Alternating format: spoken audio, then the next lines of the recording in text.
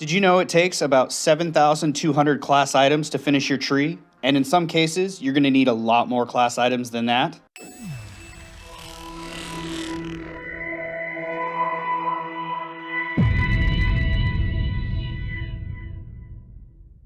Upgrading your class is arguably one of the most important things in the game, if not the most important thing in the game. And while some people early on may run into issues with collecting enough resources, most of us eventually, especially later on, are going to run into issues with collecting enough class items. Because for example, the Combat Elite, you're going to need roughly 7,200 class items to finish that with the new class rework. And for the Mech Masters, while you can finish your tree with that many class items, you still need additional class items to research and craft those consumable items that the Mech Masters are able to produce.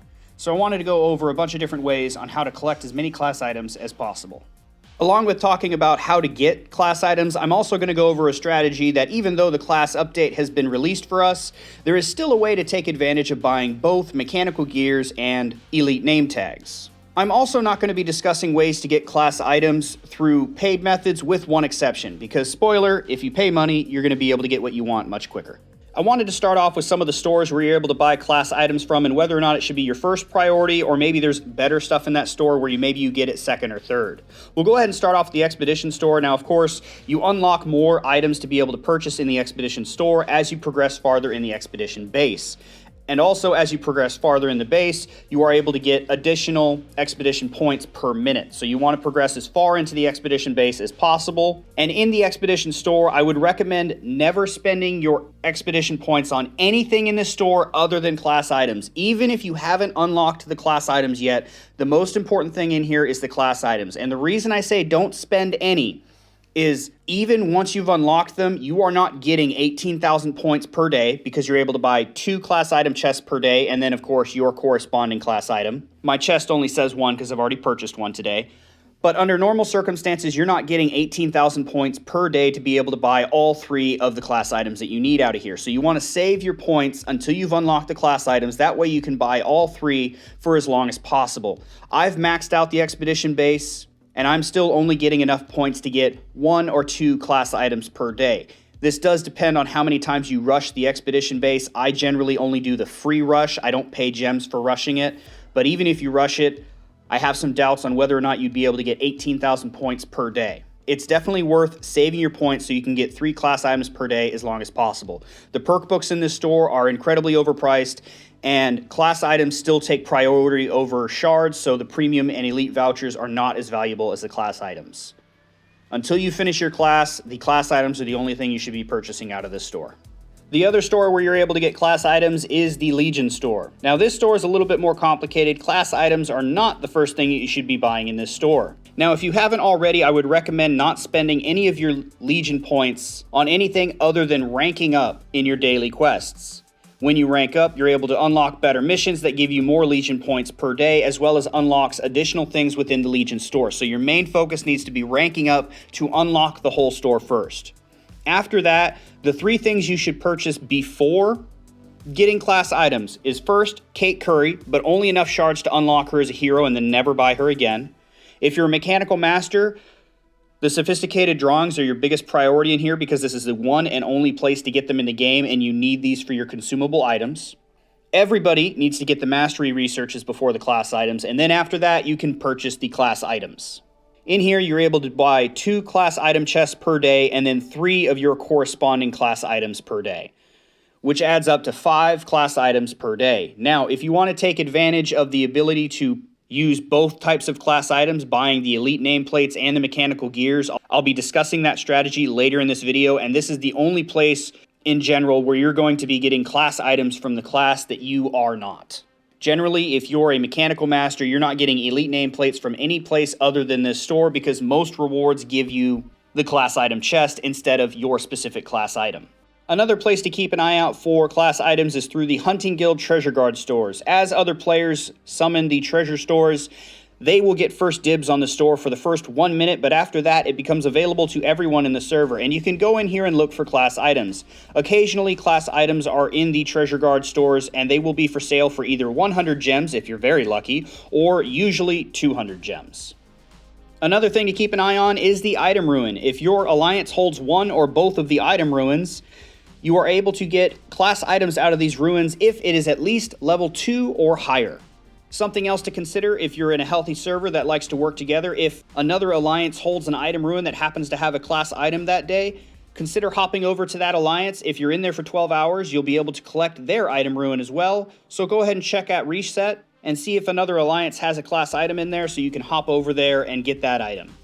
I also wanted to go over some of the events that you're able to get class items from, just some of the regular events, not the ones that happen once in a blue moon, but some of the ones that happen fairly regularly where you're able to get class items such as the supply event. Here, you're able to spend 400 supply points to be able to get a class item chest. This should be your priority in this store, even over the orange shards and the elite recruit ticket. Orange shards are easier to get a hold of than class items, and class items, in some sense, are more important. I'm not saying orange shards are easy to get a hold of. I'm just saying class items are harder to get a hold of. The other event we have to talk about today is the Silo Scramble that happens god-awfully early for me. I don't need to hear it, Australians. I know you guys have stuff that happens in the middle of the night. Let me complain. But in the Silo event, if your alliance ranks amongst the top 5, you are able to get class item rewards for your entire alliance. 20 if you get first place.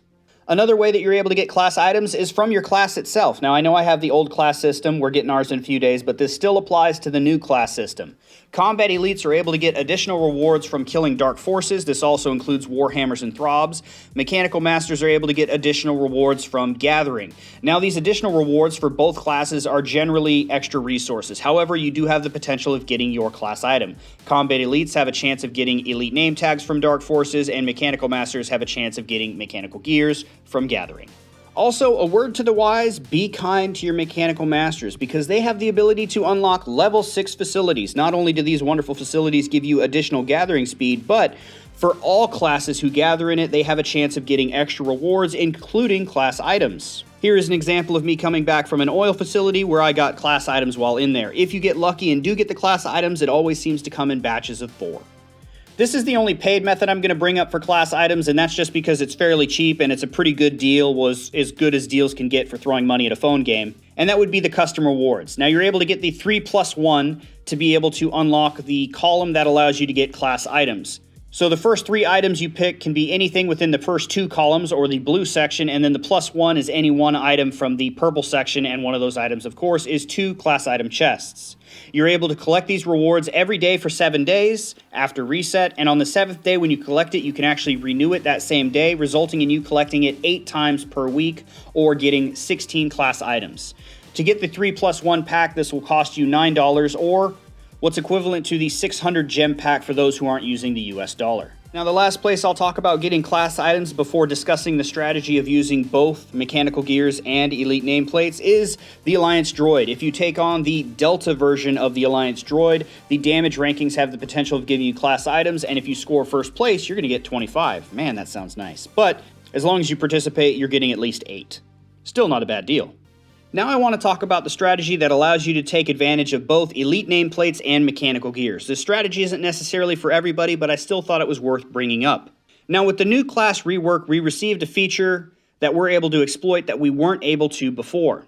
When you change classes from Mechanical Master to Combat Elite, for example, you are no longer refunded your specific class items. It keeps all your progress because the trees now exactly mirror each other. So in other words, if you have finished researching the 3rd tier of Mechanical Master and you flip over to Combat Elite, it's going to have you at the 3rd tier of Combat Elite. The research will already be done. It doesn't refund it like it does with the old class system.